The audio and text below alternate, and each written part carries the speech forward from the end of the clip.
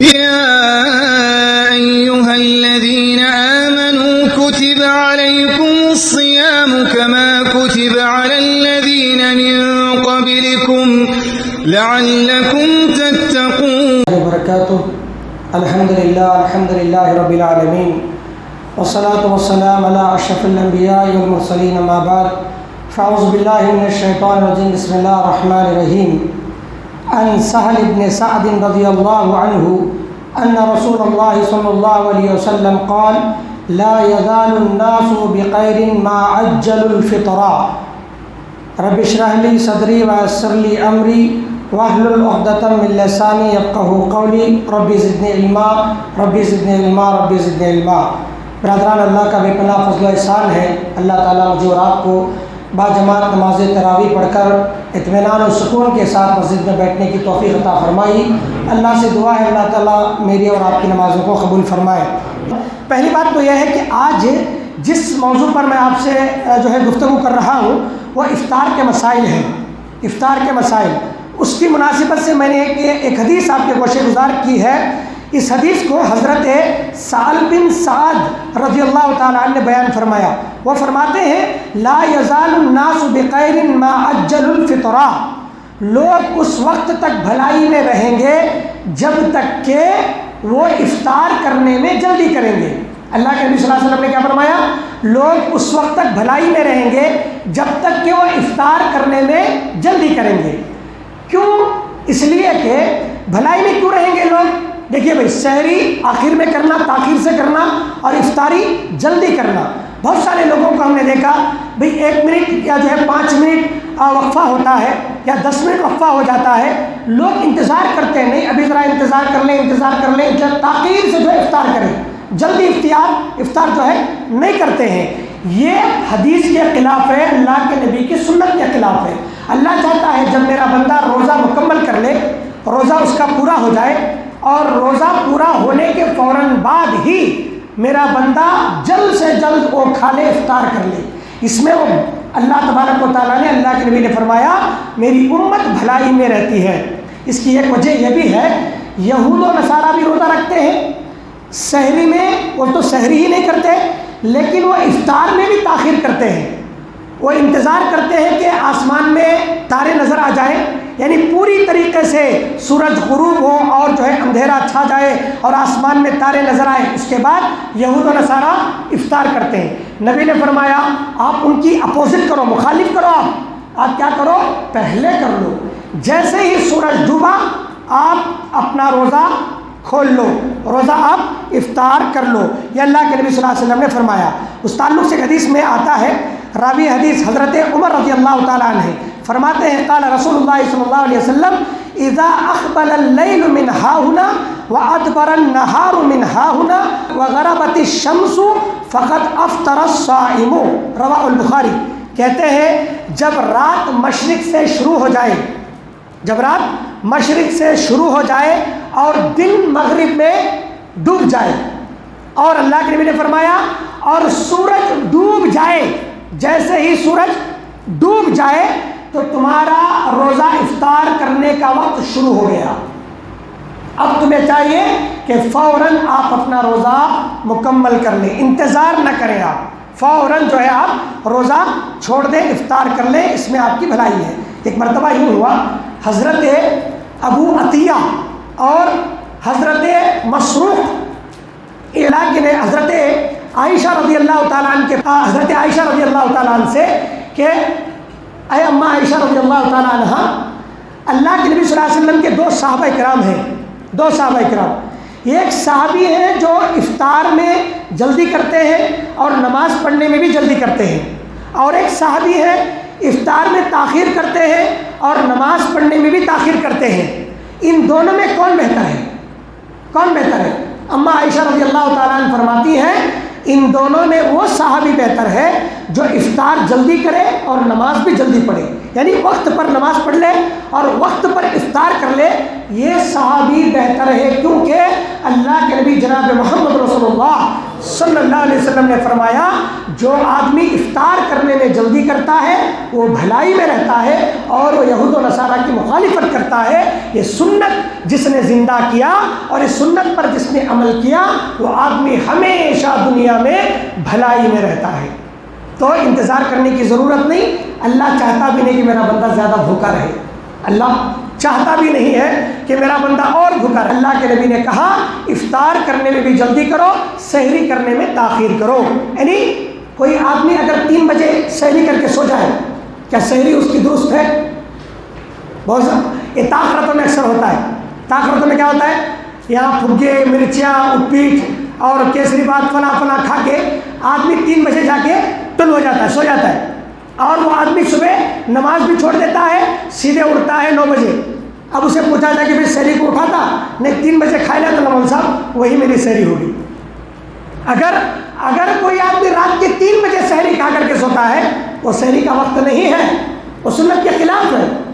رات میں کھا کر سونا یہ سحری کا وقت نہیں۔ سحری کا اول وقت وہ ہے جو فجر کی اذان سے پہلے، یعنی 20 منٹ پہلے آپ سحری کر لیں، گھنٹہ 2 گھنٹہ 3 گھنٹہ پہلے آپ سحری نہ کریں، اور افطار جلد سے جلد آپ کرنے کی کوشش کریں۔ تو اس طریقے سے اللہ کے نبی صلی اللہ علیہ وسلم نے یہ ہمارے لیے حکمت کی باتیں بیان فرمائی۔ اور ایک بات سحری کے تعلق، افطار کے تعلق سے ہے، فرماتے ہیں ان انس قال كان النبي صلی اللہ علیہ وسلم افطروا على رطبات قبل ان يصلي فإن لم يكن رطبات فعلى تمرات فإن لم يكن حصبات من ماء، رواه ابو داود۔ اس حدیث میں روزہ افطار جو کرنا ہے کس چیز سے کرنا ہے وہ بتایا گیا، کس چیز سے کرنا ہے۔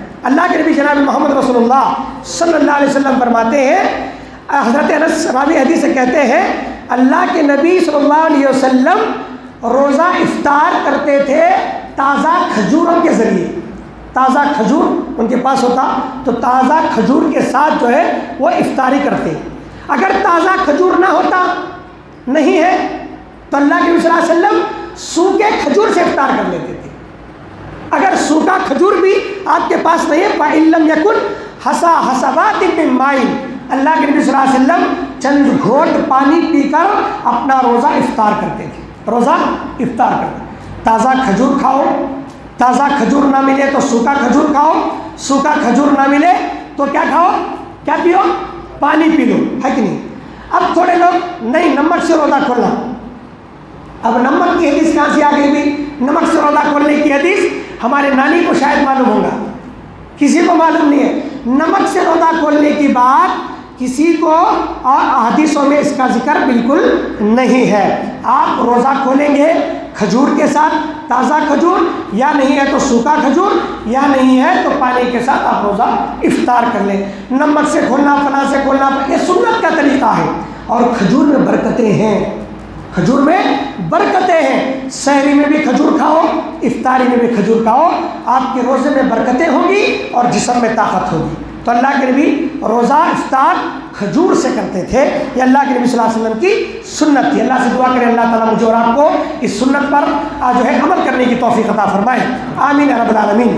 اسی طرح افطار کی ایک دعا ہے، جیسا کہ میں نے کہا اس سے پہلے بھی بتا چکا ہوں، افطار کی کیا دعا معلوم ہے کسی کو معلوم ہے افطار کی دعا کون سی؟ اللہم لکا سنتو بکا منتو پہلے پڑھتے تھے، اب ہمارے بچپن میں بھی جو ہے یہ دعائیں پڑھی گئی، اللہم لکا سنتو اور وعلی رزقک افطرتو فتقبل منی، فلاں دعا پڑھتے تھے۔ لیکن یہ جو دعا ہے یہ ضعیف روایت ہے، اس جو ہے حدیث کے اندر جو راوی ہے وہ راوی جو ہے ضعیف ہے، وہ تیسرے درجے کے راوی ہے۔ اس لیے جب سچی حدیث ہمارے سامنے آ گئی، صحیح حدیث ہمارے سامنے موجود ہے، تو جو ضعیف روایتیں ہیں ان روایتوں کو چھوڑ دینی چاہیے۔ بچپن میں پڑھائی جاتی تھی یہ دعائیں، لیکن اصل دعا کون سی ہے؟ ذهب الظمأ وابتلت العروق وثبت الاجر انشاء اللہ۔ یہ دعا کب پڑھے؟ افطاری ہونے کے بعد، لیکن افطار کرتے وقت کیا پڑھے؟ بسم اللہ پڑھ کر۔ آپ کے پاس کھجور ہے، بسم اللہ کہیں اور آپ کھا لیں، افطاری کر لیں، اور جب کھانا ہو جائے پانی وغیرہ پی لیں، تب آپ یہ دعا پڑھیں. کون سا؟ ذهب الظماء وابتلت العروق وثبت الاجر انشاءاللہ. پیاس بجھ گئی، رگیں تر ہو گئی، انشاءاللہ اجر ثابت ہو گیا. اب یہ دعا پڑھیں گے، اللہ تعالیٰ تمہیں روزے کا بھرپور بدلہ عطا فرمائے گا. یہ روزہ افطار کے بعد پڑھنے والی دعا ہے. یہ افطار سے پہلے پڑھنے والی دعا نہیں، بعد میں پڑھنے والی دعا. اس کا بھی آپ جو ہے خاص خیال رکھیں. اور ایک حدیث حضرت زید بن خالد جہنی رضی اللہ تعالیٰ عنہ کہتے ہیں، رسول اللہ صلی اللہ علیہ وسلم نے فرمایا من فطر صائما کان له مثل اجرہ غیر انہ لا ينقص من اجر الصائم شیئا. رواہ ترمذی. یہ حدیث بڑی پیاری ہے. یہ حدیث کس تعلق سے معلوم؟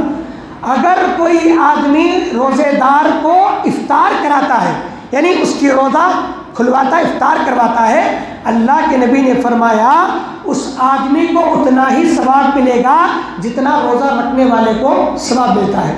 اس حدیث کو سن کر تھوڑے لوگ کنفیوز ہو جاتے ہیں، بھئی میرا ثواب بھی اسے ملتا، بولے تو اس کے کھجور سے میں نہیں کھولتا، میرے کھجور سے میں کھول دوں. کنفیوز ہے کہ نہیں؟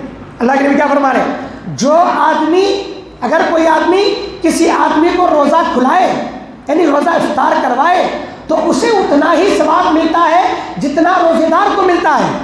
اس کا مطلب یہ ہے کہ روزے دار کو جتنا اللہ ثواب دے گا، اسے افطاری کرانے والے کو بھی ثواب اتنا ہی ملے گا. لوگ کیا سمجھ بیٹھے ہیں، اگر میرے اس کے کھجور سے میں نے افطاری کر لی تو میرا اس کا ثواب جو ہے میرے ثواب کے برابر ہوگا اور میرا ثواب بھی اسے مل جائے گا. لیکن یہ بات نہیں ہے. اللہ کے نبی نے آگے فرمایا کہ لا ينقص من اجر الصائم، روزے دار کے روزے سے کوئی ثواب کٹ نہیں کیا جائے گا، کم نہیں کیا جائے گا.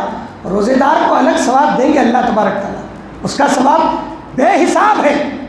اور جو افطاری کرانے والا ہے اس کا ثواب الگ ہے، اس کا ثواب اللہ تبارک و تعالیٰ کم نہیں کرے گا. اس کا ثواب دینا ہے اللہ اسے دے گا.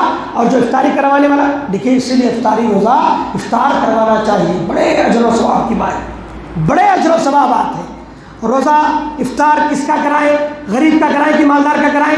چاہے آپ غریب کا بھی کراؤ، مالدار کا بھی کراؤ، چلتا ہے، اس میں خیر نہیں ہے. لیکن کوشش کرو، تمہارا کام یہ ہے کہ تم غربا تک پہنچو.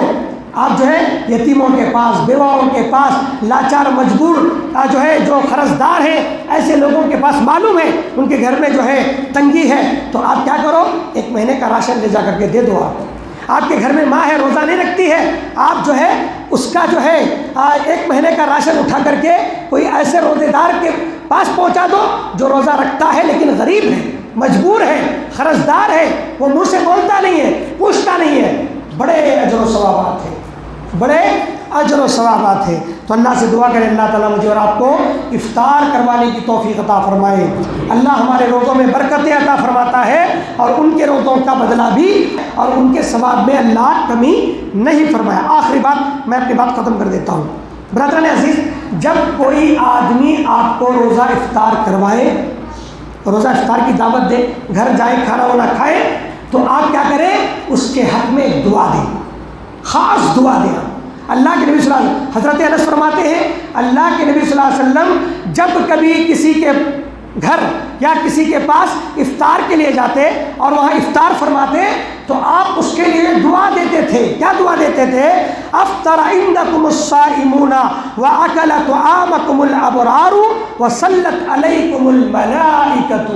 یہ بہت ہی پیاری دعا آپ جو ہے جاتے جاتے روزہ افطار جس نے آپ کو کروایا ہے اسے دیتے جائیں. لیکن ہمارے یہاں کیا ہوتا ہے معلوم؟ آپ آرام سے بریانی کھا لیتے ہیں، باہر آتے ہیں، کیسی تھی بھی بریانی، دوستاں بات کرتے کیسی تھی بیماری، بریانی کیسی تھی؟ نہیں، ذرا نمک کمت تھا، مسالہ ذرا زیادہ تھا، گوشت گلا تھا نہیں، تھوڑا اب جو ہے دالچا اچھا ہونا تھا، اس میں تھوڑا فلاں ہو جائے تو اچھا ہوتا. اب آ کر کے آپ باہر یہ باتیں کریں گے تو روزے دار جو روزہ بڑی خالص اور بڑی اچھی نیت کے ساتھ کروایا ہے، اگر اس کے کان کو یہ رکعت پڑے تو کیا سوچے گا بیچارہ، ارے بھائی میں روزہ میں افطار کروایا اور لوگ مجھے تانا دے کر کے چلے جائیں. اللہ کے لیے ایسا نہ کریں. کسی کے گھر کھانا جائے، آپ کھانا کھانے کے لیے، روزہ افطار کرنے کے لیے، آپ کھانے میں کبھی نقص نہ تلاش کریں، عیب نہ تلاش کریں، کوئی عیب نہ نکالیں. سالن میں نمک زیادہ ہو گیا، مرچی زیادہ ہوگی، مسالے زیادہ پڑ گئے، ہرگز نہ دیں. دعا دے کر کے انشاءاللہ کریں گے نا بھی. اللہ تعالیٰ مجھے اور آپ کو روزہ افطار کروانے کی توفیق عطا فرمائے، روزہ افطار کے جو مسائل ہیں اسے سمجھنے کی اللہ تبارک و تعالیٰ ہمیں توفیق عطا فرمائے، آمین یا رب العالمین۔ اقول قولی ھذا استغفر اللہ ولکم ولسائر المرسلین، الحمد للہ رب العالمین، ما توفیق الا باللہ۔